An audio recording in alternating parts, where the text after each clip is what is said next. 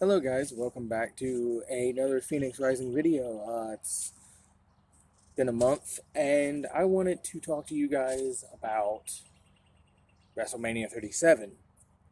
Now, a few of my friends that are wrestling fans know of my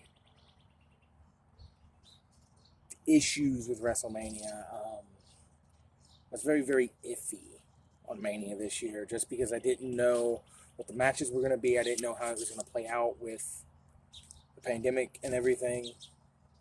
So, I'm going to give you guys a rundown of night one. I'm in the midst of watching night two right now, but I want to give you guys a idea of where my head is with the 7 matches of night one and the 1 match of night two that I've watched so far. Um, the show kicks off with the same video package we got last year, which is okay, it's fine, whatever. And then we had Vince and everyone on stage saying, welcome back to WrestleMania. People are wondering, is this the end of the Thunderdome era? I personally would like to think so, with the fact that fans are back. I feel like that's probably the one thing WWE has been missing, is its large fan base and crowd. But it eventually got rain delayed for God knows how long, and then the match finally kicked off with Drew McIntyre versus Bobby Lashley for the WWE title, and this to me was probably the right move to put this on first, because Drew wanted to be the first one out there to be with the fans due to last year. And my thoughts on Bobby Lashley versus Drew McIntyre is, it actually surprised me. I actually did not think that Lashley was walking away with the WWE title. I thought that they were going to put the belt back on Drew. The match was a pretty decent match. My whole thing is, who do you have face Lashley now? Because do you bring Lesnar back on Raw to have him face Lashley, or do you build up another star? Because in my opinion, you're not going to pull Paul Heyman away from Roman Reigns unless, like I said, I haven't watched all of night two, unless Roman ends up winning and they're planning on what I think they're planning on is going to be Roman versus The Rock at either SummerSlam or one of the bigger pay-per-views coming up later this year.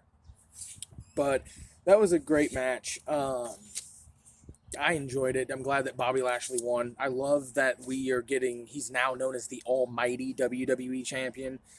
Love his new entrance. That is actually amazing to me. It's as if he's like a Greek god almost. And so now I want to talk about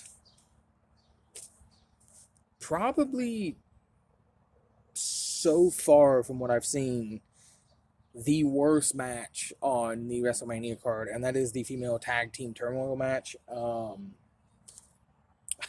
It started off with Mandy Rose slipping and falling on the rampway, which was hilarious. Did not expect did not expect Tamina and Natalya to win. I actually expected the Riot Squad to win. Not much to talk about in this match, except for the fact that Liv Morgan was dressed up as Harley Quinn. Loved that. Ruby Riott was dressed up as the Joker. Loved that. But other than that, nothing much to talk about in that match. Just, in my opinion, a standard tag team match. Now, in my opinion, at this time, probably the second best match of night one is Cesaro versus Rollins. These two dudes, if given the proper amount of time and given the proper storyline, which I think they have, but given a longer amount of time, these two guys could main event any pay-per-view and fans would be happy. I feel like they should probably be put in an Iron Man match, because I could watch these two wrestle for 5 years straight and not get tired of it. That's just me being a huge Cesaro fan, me being a Rollins fan, but both of them are great. You put them together, you have magic. You have the Raw Tag Team titles in the New Day versus AJ Styles and Omos. I was actually kind of surprised that they put the tag titles on AJ and Omos, especially considering the rumors and reports going around that AJ's WWE contract is expiring, and there's reports that he may end up holding off his retirement to go to AEW. I don't know about that. I'm really surprised that they put the tag titles on Omos, though. I really don't know much about Omos. I've seen him do a little bit of stuff at WrestleMania, and it was okay. A match that I highly enjoyed was Braun Strowman versus Shane McMahon. You know, Braun basically saying, "Oh, I'm doing this for everyone who's ever been called stupid," and so forth and so on. It was actually a really decent match. The fact that Braun and Shane probably could put on a better match than Shane versus anyone else, it's really intriguing. Shane, to me, has always done well with bigger men like Braun, Test, Big Show. Yeah, that was a fun match. And then the match that really surprised me, Bad Bunny and Damian Priest versus Miz and Morrison. Bad Bunny must have had to have been training for this match for months now, because dude put on the best celebrity match since Stephen Amell. Like, dude hit a stalling suplex and a Falcon's arrow on John Morrison. Granted, that could be Miz and Morrison are fantastic in the ring, and it's probably both of them helping him, but that was a surprising match with Priest and Damian picking up the win. And in my opinion, the match of the night, hands down, congratulations to both women for making history. I just found out being the first two ever African-American women to headline and main event WrestleMania. Bianca Belair versus Sasha Banks, night one of WrestleMania 37 for the SmackDown Women's title. This match was fantastic. This, to me, was Sasha Banks' second greatest match behind her takeover match with Bayley. This put Bianca Belair on the map.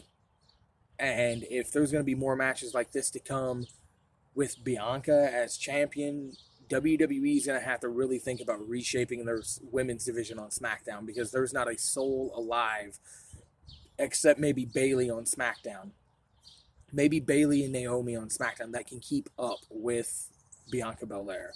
That match was brilliant. It was fantastic.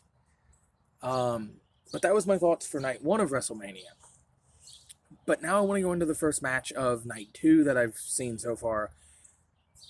And that is The Fiend versus Randy Orton.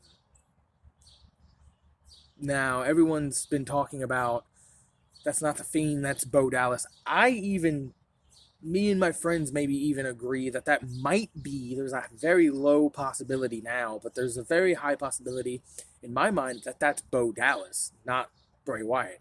But then again, we haven't seen Bray in months. He could have slimmed down, because Bray or The Fiend or whoever that was looking skinny.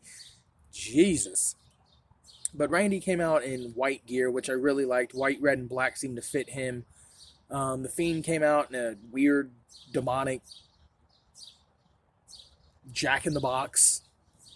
The match really wasn't that long. It was 10 minutes. But the ending of the match is what I wanted to talk about. People aren't happy with the ending of the match. And there's a lot to look into that. The ending of the match, with Alexa Bliss coming out of the Jack-in-the-Box looking the way she did.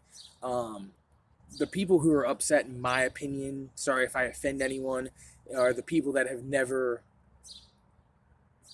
watched storytelling before, because that in my eyes is perfect storytelling.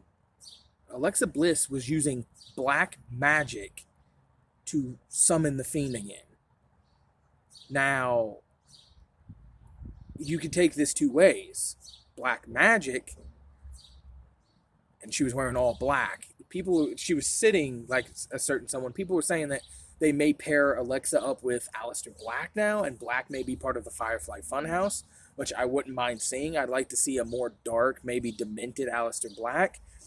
But in my opinion, I feel like that with Alexa summoning and reconjuring the Fiend, that she is now fully possessed with the spirit of Sister Abigail. Because if you realize what was the move Bray was going to hit before the fire happened, Sister Abigail. I feel as if Alexa is fully now Sister Abigail. This is really intriguing now. This story is really intriguing me now, because is the Fiend done with Orton? Are they going to go one more match? Or are we going to get an explanation as to what's going on tonight on Raw? I'm intrigued by this. I kind of liked that ending. And I'm really, really intrigued as to what they're doing with Alexa Bliss. Anyways, guys, that was the first video that I wanted to make, talking to you guys about my thoughts of Night 1 and the match of Night 2 that I've seen. I'll get back with you after I watch the rest of Night 2. Anyways, this has been your friendly neighborhood Phoenix Rising. Peace.